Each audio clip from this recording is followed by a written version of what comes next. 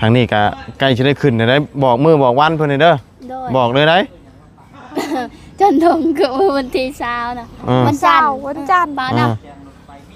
ไปแทเดอร์สิไปฮับเพื่อบ่ไปวันที่เช้าขึ้นเฮือนเนาะแต่ว่าสิแตกต่างกันได้ขึ้นเฮือนชุมเจ้ากับเราบาดนี้นะ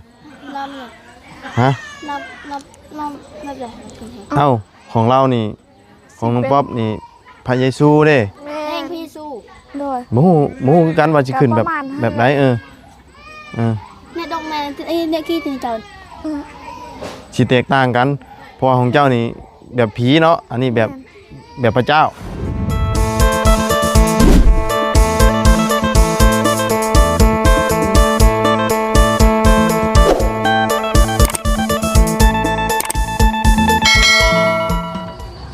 เอาเนาะทางน้องเลี้ยงกับน้องจิดีว่าอยากมาเนาะน้องเลี้ยงก็อยากมาตั้งแต่ตอนอยู่เพื่อนเพื่อนพี่น้องเลยว่าอยากมาหาทั้งน้องป๊อปพี่น้องเลยเนาะเอากลับมาก่อนบาดนี้เนาะเป็นยังไงเสียงกบเสียงอันนั้นคือมิดมือนี่เพิ่นพักบ่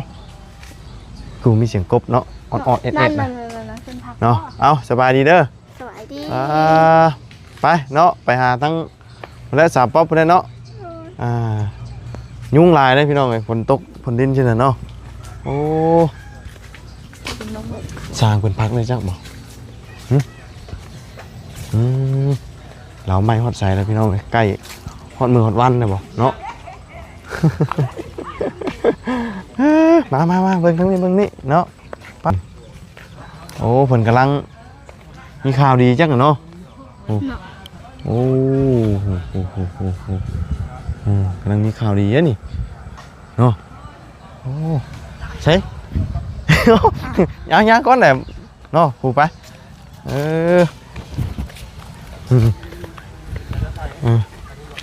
เอา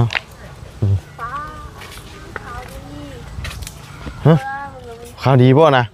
โอ้โหแล้วหับโชคอีกเลยอ๋อดูยิ้มไปเปื่อยพี่น้องเลยโอ้สบายดีสบายดีเด้อไปนั่งโอ้ไปนั่งกันถ้ายังมาหานะเนาะโอ้ใหม่เรางามแล้ววันนี้เนาะโอ้ผลดัดอย่างดีเลยวันนี้โอ้เราเศร้าเลยเศร้าก็งามแล้ววันนี้เนาะโอ้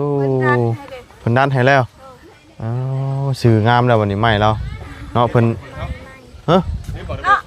ลืมบ่มังระเบิดเท่ายูนิบอลเอาของที่ไปเส้นของเจ้าหน้าที่เยอะเฮ้ยเอายิงมอบโทรศัพท์อีกบ่ยันวะเนาะตัวเก่าเท่าไรน่ะเท่าไรนี่2 ล้านเลี้ยงแล้วมือนี่ต้มไก่เด้อโอ้มีนี่ห้องเอียบอยู่นี่ไก่ข้าเจ้าไข่ต้มด้วยอ้าวเขาก็ชื่อเขาเลยเขามีเงินเนาะไก่แม่ห้างก็มีอยู่บ่ยากบาทนี่ถามขึ้นเพื่อนก่อนขึ้นเพื่อนก่อนบ่จับปากได้เหมือนกันอันชีโปชีก็จะดกเลยเป็นทางนุ่งหนวดเนาะเพิ่นมามอบเงินให้2 ล้านพอดีเนาะดีใจน้ำพี่น้องเลยเนาะอันนี้บ่ได้เกี่ยวกับเพื่อนบ่แบบส่วนโตซื้ออยู่ซื้อกินบ่โดยแม่นเพิ่นให้ซื้อกินหรือว่าซื้อเวลานี่แน่เนาะโดยพวกไอ้บ่ได้เข้ามาบางเทื่อก็แต่ว่าเดี๋ยวนี้หันส่วนหลายจูไอ้เข้ามาแล้วก็ซื้อน้ำซื้อในให้ทางไอ้เพิ่นกินแล้วก็บ่เป็นหยังมื้อหน้าหันทางไอ้บ่ได้ไปเด้ก็เฮาก็ได้ซื้อน้ำซื้อเองโดยซื้อเองเนาะเอาดีใจน้ำเนาะโดยในที่สุดก็เป็นจริงแล้วเนาะทางนี้ก็ใกล้จะได้ขึ้นได้บอกมือบอกวันเพื่อนเด้อบอกเลยได้จันทงกับวันที่เช้านะวันจันทร์บ้านนะไปแทเดอร์สิไปฮับเพื่อบ่ไปวันที่เช้าขึ้นเฮือนเนาะแต่ว่าสิแตกต่างกันได้ขึ้นเฮือนชุมเจ้ากับเราบาดนี้นะฮะนับเลยเอ้าของเรานี่ของน้องป๊อบนี่พระเยซูเด้แม่งพี่สู้หมูกันว่าจะขึ้นแบบไหนเนี่ยดอกแม่ ม่ไอ้เนี่ยกี้ถึงเจ้า สิแตกต่างกันเพราะว่าของเจ้านี่แบบผีเนาะอันนี้แบบพระเจ้าต่างกัน แต่ เนาะ ก็ไปได้เบิดเนาะ มันก็ได้เบิดแต่ว่าขึ้นแบบคนละแบบ แม่น เนาะหีบคองแบบบ่มี โดย บ่มีผูกคอต่อแขน โดย บ่ได้ผูกแขนบ่ได้อันประเภทนี้นะมัดแขนบ่ได้เนาะอืมคืออันศาสนาพีนี่ยังมัดแขนได้อยู่ ก็ คือว่ามัดแขนได้ โดย ส่วนทางอันนี้เนี่ยมัดแขนบ่ได้ แม่น ต่างกัน โดย เนาะเพราะว่าทางนี้ศาสนาพระเยซูทางนั้นศาสนาพีทางอุบุญนี่พุทธเนาะ โดย พุทธนี่กะทั้งศาสนาพีนี่กะมีพระขวัญคือกันบ่แต่เก่าอันขึ้นเฮือนนี่นะมีแบบพระขวัญคือเฮือน มี ได้เนาะ มี อืม คันบ่มีก็บ่เป็นหยัง แต่ว่าอันนี้ทางพระเยซูนี่บ่มีติ บ่มี บ่มีเนาะ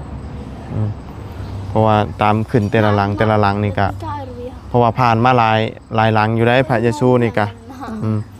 บ่ได้มีพระขวัญแล้วกะ มีขออธิษฐานเอา แม่นมีแต่นางกินข้าวอธิษฐาน โดย อ๋อเขาพูดเลยก่อนเฮาสิกินข้าวนะ อธิษ เรา ฐา ต้องอน ธิษฐานก่อน โดย นั่นแหละมันต่างกัน เนาะเอาเดี๋ยวจังหน่อยก็เป็นคิวเจ้า ใกล้แล้วอันนี้ อาจจะยังเพราะว่าแผนไม่ฉลาดกันยังบ่ได้ ยังบ่ ด้วย ก็ยังหลายอยู่หรอกบ่แม่นแต่แผ่นไม้ชะลาเด้ แม่นถือว่า อืม มันมีแต่ไม่แป้นพาพื้นฮะ อืม เขาเอิ้นอะไรก็นั่น ไม้ชะลานี่ก็ยังมันจะหลายกว่าของเพื่อนคนอื่นอีกได้นี่ ฮะ ไม้ชะลานี่มันสิใช้หลายกว่าเพื่อน แม่ คนอื่นอีก แม่ เพราะว่าเจะอ้อมเบิดเด้ เพราะว่าออมมันสิแอมหมันเลย อ้อมเบิดเลย นั่นมันจนตาใส่ อืม เซเบบีเพราะว่าโดนเหตุครึ่งครับ มัน เราหลายคน อืม นะ แม่นอาศัยได้นอนนํกัน โดย เนาะ หน้าเฮาคันบ่มเนี่ยลงมาไอ้เหมือนอันตรายลงเกี่ยว แต่วงกบก็ยังบ่ฮู้ว่าสิใส่จักวงเนาะ มาโดนเหตุ ประมาณ กับประเบะเมื่อกี้ละ 10วงพุ่นไปจักเนาะรวมเบิดนะจะวงกบน่ะประมาณ10ปลายวงพุ่นจักว่ารวมเบิดนะวะยังบ่ฮู้นะ โอ้โหคือกัน ถ้าเพิ่นได้ถ้าเพิ่นยกย่อขึ้นเพิ่นได้เห็นแบบอาณาตอนสิอ้อมเพิ่นน่ะจังสิฮู้ว่าใส่จักวงเนาะ โดย ตอนนี้ยังบ่ฮู้เนาะ อันเทือนครัวที่เฮาสิย้ายไปฟังพูนเฮาก็ต้องใส่ประตูเอง โดย เนาะเห็นเฮาบ่ใส่ประตูแต่เฮาก็ต้องเฮ็ดประตู เพราะว่าเฮาสิ ตัดเที เข้าย น บ่สิเข้าออกเฮือนครัวเด้เพราะว่าเฮาสิ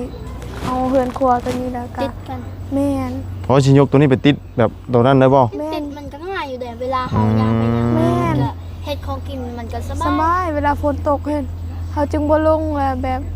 หาจุดอันตั้งกระต่ายเอา อ๋อความหมายของเจ้านี่สิเอาตัวนี้ไปแนบกับตัวนั้นแล้วก็เฮ็ดแบบคือตัวนี้เนาะ โดย แบบนี้เนาะ แม่ คือข้างหลังนี่เนาะ โดย เฮาต้องจงประตูไว้ทางนั้นเนาะ โดย เข้าใจละ กันเลยมันยังหักอยู่แต่ ก็ได้อยู่ เพราะว่าเฮาจึงได้เฮ็ดเฮือนครัวเลยเพราะว่าคันเฮามีเงินกั มีแต่ว่าตอนนั้นน่ะถ้าเฮายกขึ้นก่อนเฮาจึงบอกสร้างเพิ่นเบิ่งเพิ่นตั้งมุมใดน่ะเฮาจึง จึงฮู้ จึงฮู้ ค่อยให้เขาเจ้าย่อตัวนี้อีก จึงฮู้เนาะว่าเฮาสิเอาเฮือนตัวนี้น่ะไปเซิงหมองใด แม่ แล้วก็เฮาก็จงมงกบออกไปหัน โดย เนาะ แต่ว่าส่วนที่ ส่วนที่หนักเฮาบ่ฮู้จักสิตัดแนวใดละ อันนี้ แม่นตัดมือบ่ เลื่อยนี่แล้ว เอาจักสิเป็นเนาะ เลย นี่ขวานมีบ่ขวานอันเจ้าซับพื้นนะ ควันตัวนี้หันควันก็ได้บ่ ได้ ได้เนาะ ไม่ทุกคนแข็งแรง มาฟันซอยหน่อยเด้อดี 3คนเจ้านะช่วยกันเด้อช่วยกันแผลตัดขาดก่อนเพิ่นเก่ง อ่ะบ่ได้ถือว่าเก่ง เนาะเอาดีใจนำทั้งน้องเดียงน้องจะดีการสำเร็จไปแล้วยังเหลือน้องป๊อปตอนนี้นะเนาะที่ว่ายังบ่ทันได้ขึ้นหาก็เริ่มกบใหม่เมื่อวานนี้มื้อนี้ยังดีได้ไหมมันแห้งเนาะ ๆแม่น เมื่อวานนี้ฝนบ่ได้ตกค่ ดู ำแต่ว่าคืนนี้ตกเด้ ตกแต่ว่าตกบ่แห้งนะ นี่แห้งอยู่เพิ่นก็เราสบายแน่เนาะ โดย คือนั่นน่ะโอ้พี่น้องเอ้ยเรายากเด้มันนี่อันนี้เพิ่นเฮ็ดให้คักได้เพิ่นมาดัดไม้ให้เพิ่น พิ่นบ่ได้ ดัดแล้วก็เลี้ยงมางาม เพิ่นเลี้ยงอย่างดีเลย ๆงามเพราะว่ายังบ่ เศร้าอัน ยัง เศร้า อันที่ว่าเขา เบิ้ลอ้ออันอ้อจ้ะ เพราะว่า อันเขากินเลยล่ะเรื่องไหนอ่ะ เพิ่นเล่าแล้วเพิ่นบ่ได้ปะไว้เด้เพิ่นเล่าแล้วเพิ่น ที่อัเขาหลวงเหรอ รัดไว้ ลงเหรอ เอาไม้กาดไว้อย่างดีพี่น้องเนาะ ดงกันกี่ นี่ ดงเหมาะมาใส่ คักๆๆๆ เรื่อง แบบนี้ มันตายลงให้อี โอ้ หนอนเรื่องตะไม เป็นตาจ้างอยู่ได้สร้างแบบนี้เนาะ กันไม่เพนชวา เฮ็ดคัก เก็ จั บดงให้ดูตะกี้ปุ๊เมียกันตะกี้ เอาบอกเลยกัน แปะที่ตามอันไอ้เท้าไอ้หนาวเนาะเนี่ยดงกี่ข้ามกี่ไปปัก เป็นตัง แท้ ไปลำไปยมมุชันเซนป้ายค่ะเซน มาตั้งไว้ เช้า ไอ้อุยดงไฮเกาเสาเนี่ย เซนเช้า ก็ให้บืนพระบ่หอยัง เอาแผ่นใบชาลาแผ่นหนึ่งเท่าใด จังหวะเด้อตอนนี้ แผ่นละ110อาจารย์ มันแล้วแต่บางบอน แม่น บางบอนบางบอนก็แสนเช้าบางบอนก็แสน15บางบอนก็ เขาสร้างเอาเนี่ย มาล่ำเลย ชัก เดี๋ยวก็กลับอ่ะ ตัวนั้นเขาต้องสร้างลายแล้วเขาจึงมาส่งมันไกล กันหมูกับ500,000เนาะ แพ บาง ง ทีก็500,000 600,000เนาะ แม่นแพงเอาเสาหากันแล้วเอาออกมา4เสาบ่ โดย อ๋อหากันแล้ว2เสา คอยยอผู้เดียว เช้า เล แล้ ยว ฮะ อันนั้นตีน ค เช้า อยยอผู้เดียวเลย แบกผู้เดียวเลย แม่น อะไรแบกให้เบิ่งแหน่ คิดตัว อ้าวคิดว่าแบกสิ เนาะ เราก็ต้องให้เช้าล่ะ บ่นี่ใช้แบกเสานี่ โอ้ยหยอกชื่อ บ่นะบ่ยอมนะมาแบกแม่ บ่แบกเอาไว้นี่ให้น้องจีดีนี่แบกเนาะเพิ่นได้เฮือนก่อนเนาะน้องเลี้ยงเนาะ โตให้หน่อยพวกให้แบกเลยที่ เอาเพิ่นได้เฮือนก่อนได้เช่าเฮือนเพิ่น เขาบอกเช้าเฮือนคอยเช้าเพียงบ่กล้าเพียงพี่เช้าผู้รถเพียงพี่ งามเนาะค่อย ตีน นี่ เช้า ล่ะ แจ็คฉันได้แล้วเกี้ย เม็ดหนึงนี่ บ่อันนั้นน้อยๆเนาะ นายตัวไหน บ่ตีนเช้าคอยสูงกว่าเนาะบ่บุญเนาะ เม็ดหนึง อันนี้ฮอดติเม็ดหนึ่ง 80บ่จัก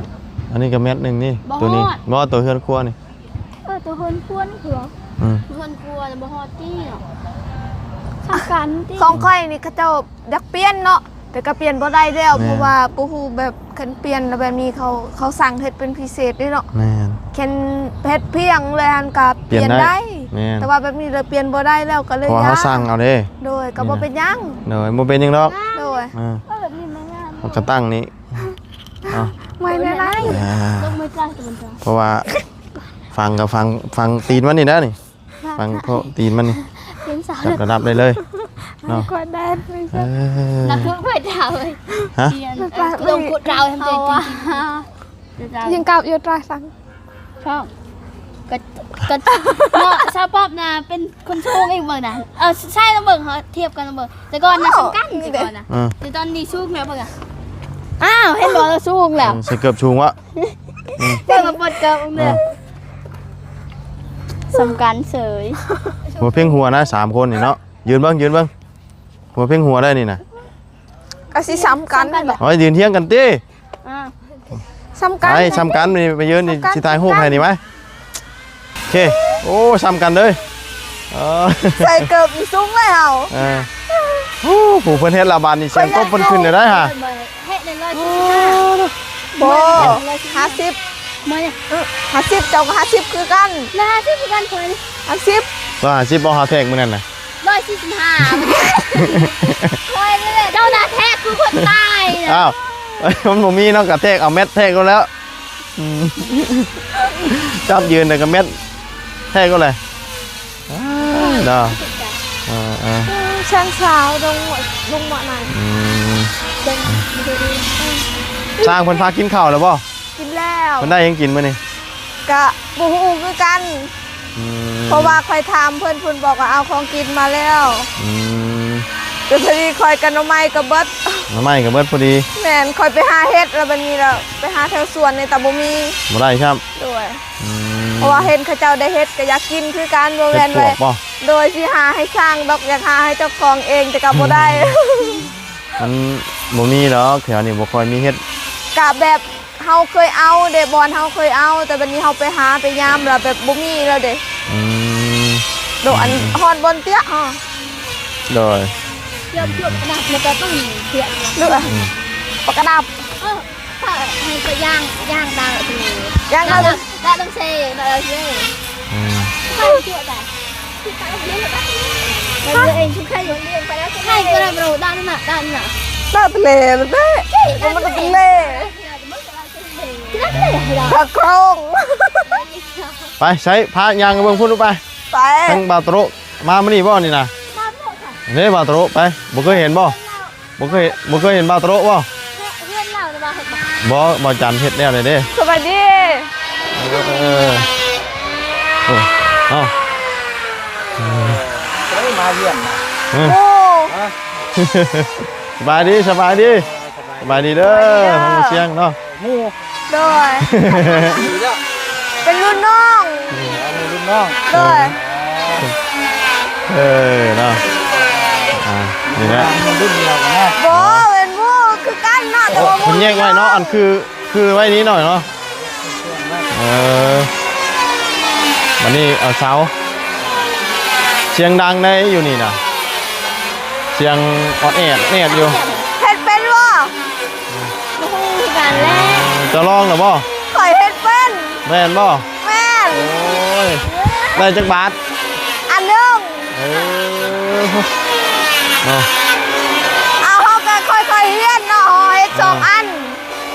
เฮ็ด2ลำ บ่บาตโรบ่เราไม่นะบ่บาตโรนี่ไปเบิ่งนี่บาตโรได้นี่นี่นี่บาตโรมามื้อนี้โอ้เราก็เป็นอยู่เนาะ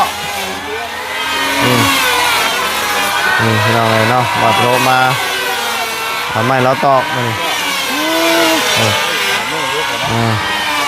ครับจะบ้านแล้วนี่ อ๋อสิเมื่อแหละ จะเมื่อมื้อนี้บ่ ร้อยกว่าบนทาง โอ้ขอว่าเดือนหน้าบ่สิเมื่อ โอ้ยนั่นน่ะต้องบอกมือเราเมื่อย ฮะ คุณก็สิเมื่อคือกันเมื่อหมดแล้วโอ้ยเอ้ย เดือนหน้าพุ่น จะได้ว่ามืออื่น ฮะยังไง อ้าว มันรุด เมื่อยดิ ยี่ห้ออัน ซื้อไหมคนได้ชื่อไหมเนาะ เนาะ คนได้ชื่อไหม โอ้แมนยี่ห้ออันบ่ ตั้งบุรีเนี่ย บ่ยี่ห้ออันถอดได้เบิดแมนบ่ ก็ได้ เฮ้ยบ่ยากเอากาวหยอดใส่ มันเหี้ย ชื่อไหมเลยเนาะ กาวหยอดใส่รถนี่ น่ะไม่ชื่อไม่ เนาะ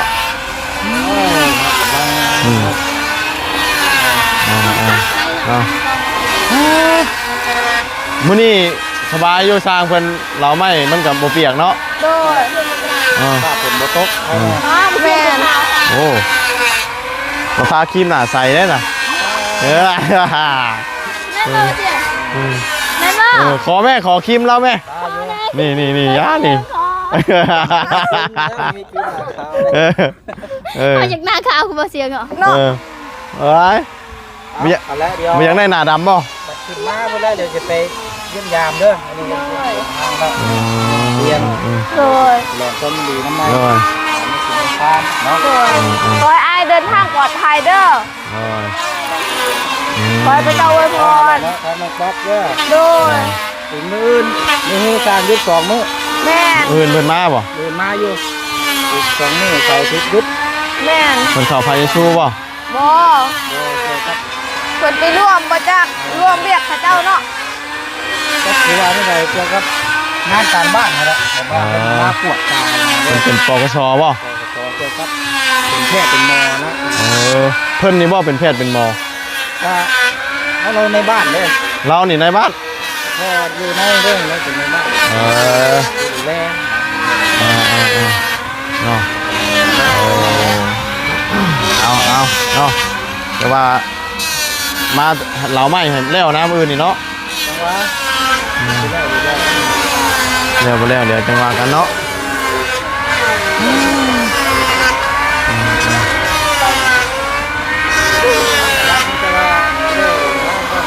โดยเฮ้ยจังหน่อยก็มาได้นี่ฝนนี่เนาะโอ้บ่ได้อันน่ะพาสามสาวนี่ไปหาหน่อไม้ก่อนหาหมุนปลาหน่อไม้ก่อน มึงหาหมุนปลาหน่อไม้ไล่เถอะนี่เนาะเอาจันเนาะ เด้อ โดย ขอบใจเด้อขอให้เดินทางปลอดภัยขอเจ้าอวยพรเด้อ ทั้งหน้าหน่วยได้อยู่หุ่นบ่อยู่เฮือนบ่ หน้าหน่วยว่านั่นน่ะเอาไปพอดไปพุ่นละมันเสียงมันดังอยู่นี่นะเสียงกบดังเลยอยู่นี่นะ เอาเสียงไปเขาชอบ กระติกน้ำพอดวะนี่โอ้น้ำพอดสร้างเลยนี่พี่ซีเมนผักไม่หนิเนาะ เอาเสียง น้ำมาเสียงแล้ว น้ำพอดเลย ไอ้ซุ่มทำเจ้าแล้วนี่ว่า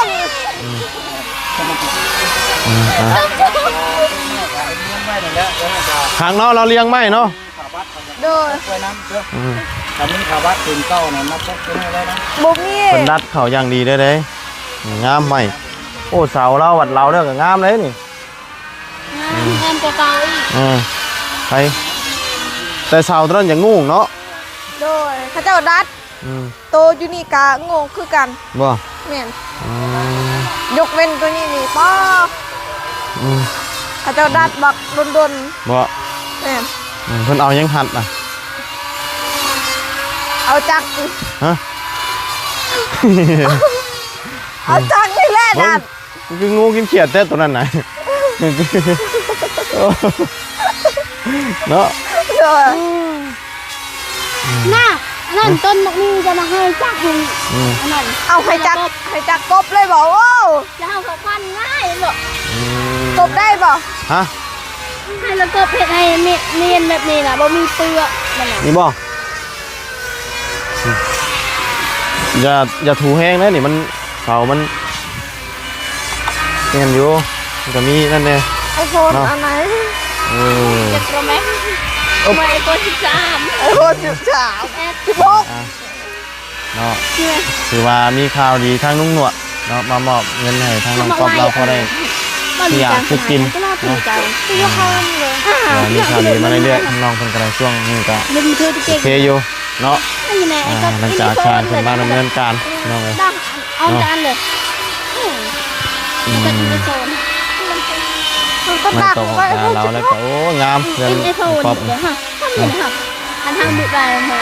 โฟน ทาง 16โฟ เพิ่ น นมาอีกมื้อนี้ก็มื้ออื่นว่ะบางเทื่ออาจจะแล้วเนาะเราไม่นี่มื้ออื่น เนี่ยอินโปรแม็ก กับข้าวกับน้ำนี่เพิ่นเอามาเองเนาะเกี่ยวมะม่วง เดี๋ยวนี้ก็ยังมีมักม่วงเนาะ มี เอาก็ยากคือกัน กินเนาะมาเรียน หลายเห็นบางกกน่ะหลาย อยู่ชาย เห็นทั้งน่ะ พระเจ้าคาย บ่ฮู้คือกันเห็นกกมันซื่อๆเขาบ่ขายบ่ รักเลย อ๋อ แค่เป็นยางมีบักหลายเนาะ เนาะ นี่บอก เอาอันว่าตอนหน้าบ้านแกงยางเนาะเพิ่นบ่ขายบ่ ที่มันจับมีนะบอกเขาจะดูกันเพื่อนตอนนั้นหลายเลย เขาว่าเพิ่นขายชื่ออยู่เนาะลกดีได้อยู่หั่นน่ะ เขาคาย จักแล้วบ่ฮู้บ่ได้เคยถาม ใช่ถูกกินอ่ะจะทำยังไง เขาไปแล้วเขาก็เอาเจียแล้วมาเกียดแปะแทนโนดแคนคายกับจดบอกเลยเด้อ เนาะ ก็อย่าจะจำต่อ ต้องตองต้อง คือที่เราจะเยอะอย่าจะต่อ เดี๋ยวจิตก็ถอย โดยไปฉันเนาะ เลย พ่อกันช่วงใหม่เฮา โด เนาะ ยขอบใจเด้อขอให้เดินทางปลอดภัยขอจอยพร พุ่นละวันที่เช้า มาที่บอก บ่แล้วขึ้นเฮือน โดย วันที่เช้าวันจันทร์มื้อนี้วันพุธบ่ แมน วันพุธเนาะวันที่เช้าบ่ได้หึงเลยนี่ แมน เนาะโอ้พอเดี๋ยวสิฮอดแล้วพี่น้องเอ้ยเนาะเอาจังใดก็พบเจอกันใหม่พี่น้องเอ้ยอยู่ดีมีแฮงเบิดทุกคู่ทุกคนเนาะมาอัปเดตเบิ่งทางสร้างเพิ่น เราไม่เราตอกเนาะเราเสาแล้วได้2เสาเสาที่3เสาที่4เนาะบาตะโลเราพี่น้องเนาะเอาจังใดก็นำได้แล้วพบเจอกันใหม่ขอบคุณสำหรับซีเด้อที่ติดตามรับชมแล้วเขามาแล้วพี่น้องจังหน่อยนี่สบายดี